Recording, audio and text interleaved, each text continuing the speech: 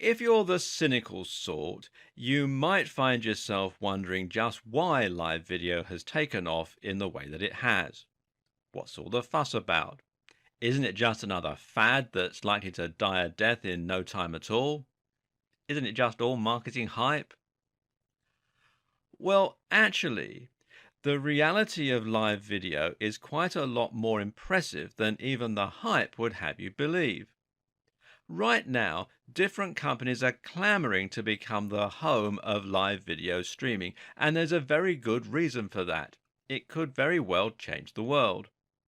Imagine if live video caught on to such a degree that everyone started using it. Imagine if, at any time, millions of people around the world were using their live video to share events. Imagine how this could change our understanding of the world. For example, if there was a natural disaster, forget news coverage. Suddenly, the very best and most powerful way to learn about the disaster would be to tune in to all of the live footage being broadcast from friends, family, celebrities, and strangers. It would be like a virtual omnipresence, being able to see an event from countless different angles all at once. And once this happens, imagine how many more people will start using live video. Live video essentially transports you to a place and time, and it could change the way we consume news and media, the way we attend live events, and more. And when this integrates with other future technologies, such as virtual reality and 360-degree cameras, we can really expect to start to transport ourselves to wherever our friends are and to experience events as though we were there. And from a marketing standpoint, being able to talk directly to your fans is unprecedented. Think of your favorite celebrity. Think about someone you really admire. Now imagine if you knew they were going live and you could actually comment to them directly. Yep, they might even answer. This is what you have the capability now to do, and your own fans will feel just as excited when you go live. While stories might not have the same potential, these two have the ability to potentially alter the way we interact with our fans. So let us bring them with us on our travels and to grow the trust in that relationship. This is crucial when it comes to selling.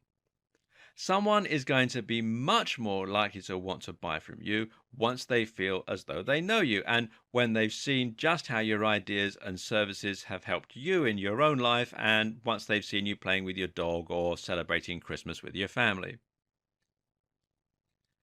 The first challenge when it comes to creating great stories is to know which of your videos and photos are going to lend themselves best to your stories versus your main Instagram grid.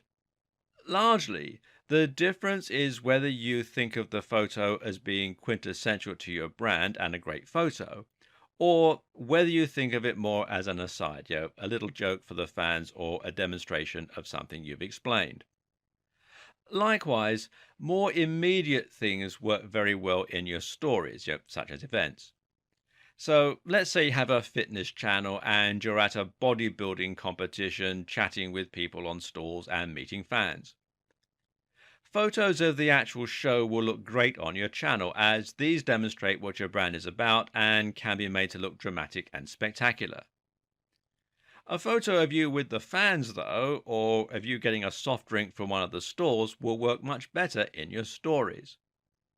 Meanwhile, video clips will work particularly well for the live video as they will give your audience a chance to attend along with you. Always be sure to check copyright though before you go ahead and stream, or you can risk getting yourself into trouble. If your brand does have a personal component, then as a rule, things that are your personal brand will work best for live or stories, whereas things that fit your corporate brand will work best on your grid as permanent additions. Ask yourself, would you be happy for a photo to be a fan's first impression of your brand? If not, then it will work better as a story. The same goes for video, in which case you could share it live. Certain content will of course lend itself particularly well to the stories format or to being live. Here are some suggestions. First of all, for stories. As mentioned, photos with fans are great for stories.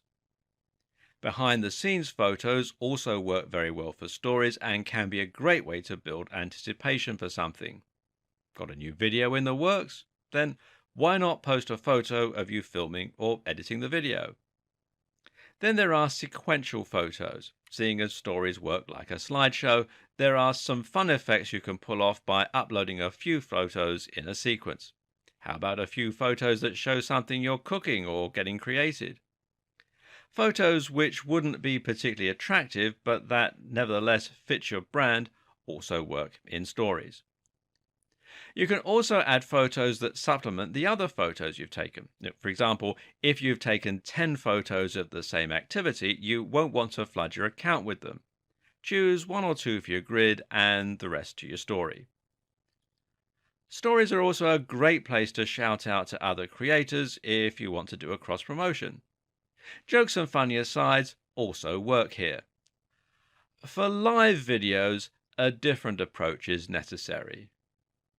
If you're traveling and you've come across something amazing, then why not let your followers come along with you for the ride?